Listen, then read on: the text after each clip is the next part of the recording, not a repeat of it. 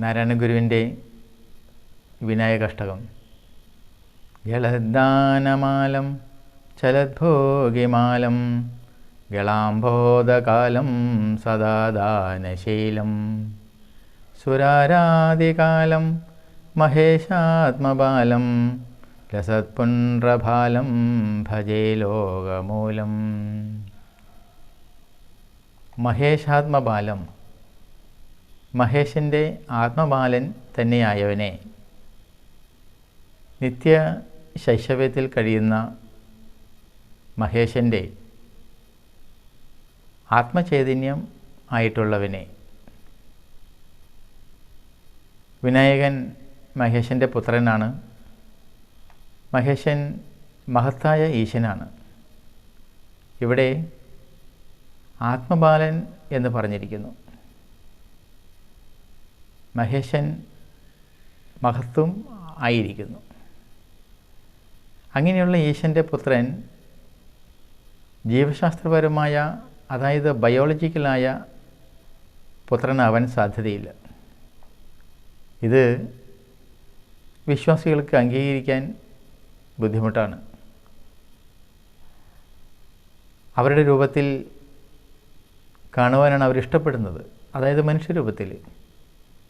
അങ്ങനെ കാണുവാൻ ആഗ്രഹിക്കുന്നവർക്ക് അങ്ങനെ കാണാം, അത് നല്ലത് തന്നെയാണ്. എന്നാൽ ഇതിനെ സംബന്ധിച്ചുള്ള സത്യപരിശോധനയിൽ ശിവനെ മനുഷ്യരൂപത്തിൽ കാണുന്നത് അസംഭാവ്യമാണ്.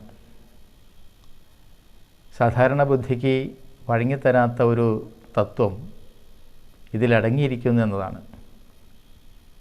ശിവൻ എന്ന് പറഞ്ഞാൽ സർവ്വവ്യാപകത്വം ഉള്ളത് എന്നാണ്. അങ്ങനെയാണ് മനസ്സിലാക്കേണ്ടത്. അതുകൊണ്ട് അത് എന്നിലും നിന്നിലും നിറഞ്ഞിരിക്കുന്നു എന്ന് സമ്മതിക്കണം. അതാണ് അതിൻ്റെ ലോജിക്. ആത്മബാലൻ എന്ന് പറയുമ്പോൾ അതിനെ ഒരു മനുഷ്യക്കുഞ്ഞായി കാണുവാനുള്ള പ്രവണത ഉണ്ടാകാനുള്ള സാധ്യതയുണ്ട്.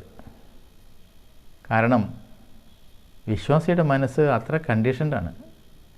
ഇതൊരു സ്തോത്രകൃതിയാണല്ലോ.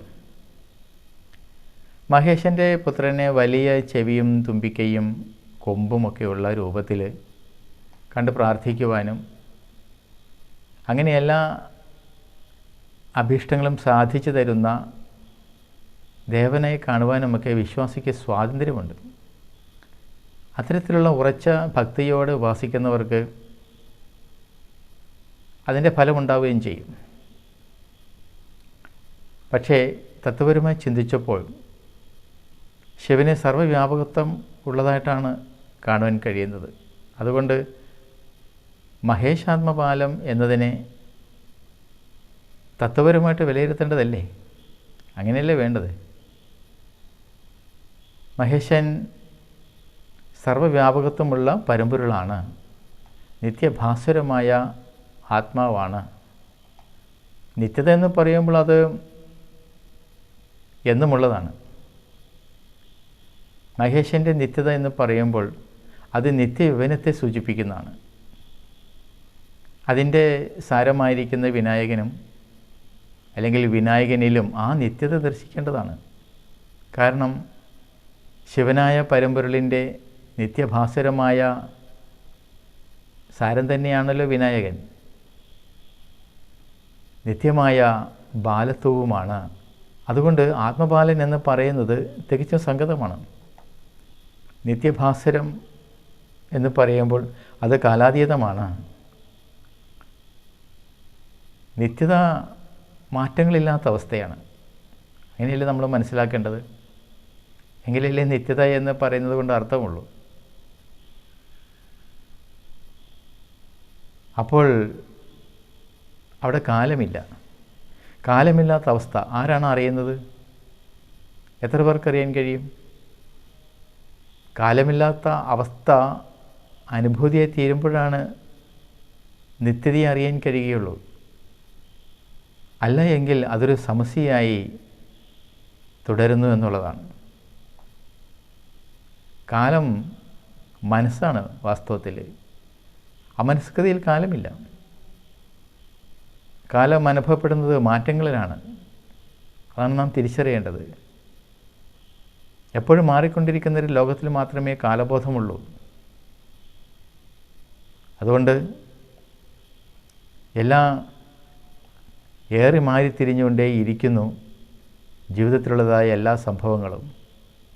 അതിനാണ് എല്ലാ സുഖദുഃഖങ്ങളും ഉണ്ടാകുന്നത്. സാധാരണ മനുഷ്യർ മാറ്റങ്ങളിൽ ജീവിച്ച് ശീലിച്ചവരാണ്. അവിടെയാണ് മാറ്റവും മാറ്റത്തിനൊത്ത കാലവും അനിവാര്യമായി വരുന്നത്. എന്നിട്ട് സത്യത്തെ അറിയണം എന്ന് പറഞ്ഞാൽ ബുദ്ധിമുട്ടാണ്. കാരണം സത്യം കാലാതീതമാണ്. കാലത്തിൽ മുഴുകി ജീവിക്കുന്നവർക്ക് സത്യത്തെ എങ്ങനെ അറിയാൻ കഴിയും? അപ്പോൾ എന്താണ് അതിൻ്റെ മാർഗം? ഇങ്ങനെ അനിവാര്യമായി വരുന്ന കാലമാണ് കാലനായിട്ട് വരുന്നത്. അവിടെയാണ് ജീവിതം വിരണ്ടു പോകുന്നത്. അപ്പോൾ നിത്യതയെക്കുറിച്ച് ചിന്തിക്കുവാൻ സമയം കിട്ടിയെന്ന് വരില്ല. എല്ലാവരും നിത്യയൗവനം ആഗ്രഹിക്കുന്നവരാണ്. അത് തീർച്ചയായും സംഭവിക്കും. എപ്പോൾ? കാലത്തിലിരുന്നു കൊണ്ട് കാലാതീതമായ സത്യത്തെ ഉപാസിക്കുവാൻ കഴിയണം. അപ്പോൾ അത് സാധിക്കും. ആ സത്യമാണ് കാലത്തിൻ്റെ അടിസ്ഥാനം. അതുകൊണ്ട് കാലത്തിന് സദാ പുതുമയെ ആവിർഭവിപ്പിക്കുവാൻ കഴിയുന്നു. ആ പുതുമയാണ് നിത്യയൗവനത്തെ നിലനിർത്തുന്നത്. ആ അർത്ഥത്തിലാണ് ഇവിടെ ആത്മബാലൻ എന്ന് പറയുന്നത്. പ്രപഞ്ചം എപ്പോഴും പുതുമ ഉള്ളതായി തുടരുകയാണ്. അനന്തമായ സംഭൂതി പ്രക്രിയ പുതിയ പുതിയ ഭാവമുഖങ്ങളെ കൊണ്ട് ഭൂമുഖത്തെ അലങ്കരിക്കുകയാണ് ചെയ്യുന്നത്. എന്തിനേറെ, ഓരോ സൂര്യോദയവും പുതുമയുള്ളൊരു അനുഭൂതിയല്ലേ? ഓരോ പൂവും നമ്മുടെ ശ്രദ്ധയെ എത്രമാത്രമാണ് ആകർഷിക്കുന്നത്? ചുരുക്കി പറഞ്ഞാൽ പരമ്പരകൾ ഓരോ നിമിഷത്തിലും ജന്മമെടുത്തുകൊണ്ടിരിക്കുകയാണ്. അങ്ങനെയാണ് അനിത്യം നിത്യമായി തീരുന്നത്. ഓരോ ജന്മവും അതുല്യമായിരിക്കുന്നത് പോലെ സാർവത്രികതയുടെ അംശവുമാണ്. ഈ അർത്ഥത്തിലാണ് വിനായകനെ മഹേഷാത്മബാലനായി നാം കാണേണ്ടത്. എന്നാൽ ലോകർ തത്വപരമായിട്ടല്ല ശിവനെ കാണുന്നത്. അവർ മനുഷ്യരൂപത്തിലാണ് ശിവനെ കാണുവാൻ ഇഷ്ടപ്പെടുന്നത്. വിശ്വാസത്തിൻ്റെ തലത്തിൽ അത്തരത്തിലുള്ളതായ ഒരു ഭക്തിക്കും പ്രസക്തിയുണ്ട്. അത് നമ്മൾ അംഗീകരിച്ചേ മതിയാവും. എന്നാലും തത്വപരമായിട്ട് ശിവത്വത്തെ അറിയുവാൻ കഴിയുന്ന തരത്തിൽ ഒരു ധ്യാനപരത വളർത്തിയെടുക്കാൻ നമുക്ക് കഴിയണം.